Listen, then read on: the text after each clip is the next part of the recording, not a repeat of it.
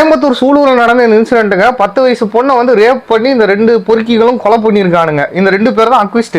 Police என்ன சொல்லியிருக்காங்கன்னா, இந்த மோகன்ராஜ் மற்றும் கார்த்திங்கிறவங்க மேல வந்து போஸ்கோல கேஸ் போட்டு கடுமையான நடவடிக்கை எடுக்கப்படும் அப்படின்னு சொல்லியிருக்காங்க.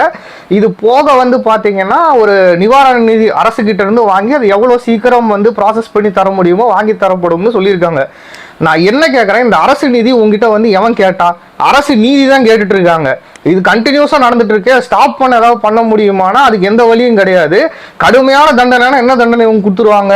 ஒண்ணு அவன் சாகிற வரைக்கும் அவனை ஜெயில போட்டு ஜவ்வா இழுத்து அவன் அங்கேயே கடந்து செத்து போவான். இது ஒரு தண்டனையா இருக்குமா? இது எப்படி ஒருத்தனுக்கு வந்து பாடமா இருக்கும்? அடுத்த வரவன் தப்ப செய்ய மாட்டாங்கிறதுக்கு என்ன கேரண்டி இருக்கு? இறந்து போன அந்த பொண்ணோட அப்பா அம்மா இப்ப யாருக்கிட்ட வந்து காசு கேட்டானுங்க, இவன் நிதி உதவி பண்றானுங்கன்னு எனக்கு தெரியல.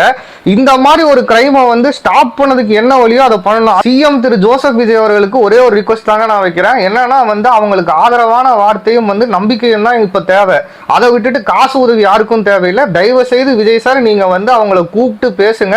இல்லையா இதை பத்தி பிரஸுக்கு வந்து ஏதாவது ஒண்ணு சொல்லுங்க. அத்தனை பேருமே ஓட்டு போட்டவங்க வந்து உங்க மேல நம்பிக்கை வச்சுதான் ஓட்டு போட்டிருக்காங்க. விஜய் அண்ணா வந்தா எல்லாருமே மாறிடணும் இந்த மூமெண்ட் வரையும் நம்பிட்டு தான் இருக்காங்க. தயவு செய்து அதை கெடுத்துறாதீங்க. நீங்க உங்களால முடிஞ்சா ஒரு 2 கேஸுக்கு இந்த மாதிரி ஒரு தண்டனையை கொடுங்க. அதுக்கப்புறம் எதுவும் நடக்காது. தொட்டுட்டேன்னு வச்சுக்க, கொன்னுட்டேன்னு வச்சுக்க, எந்த கொம்பாதி கொம்பானாலும் தூக்கிட்டு வந்து இந்த பிள்ளையை அடக்கம் பண்றதுக்குள்ள அவனை கொன்னு புதைச்சிட்டு தான் அடக்கம் பண்ணுவேன். நிக்க வச்சு சொல்லி சுடுவேன். அவங்க பெற்றோர்கள் சொல்லுவேன், இப்படி ஒரு பிள்ளைய பெற்றதுக்கு நீ அழாத, நீ அவமானப்படாத.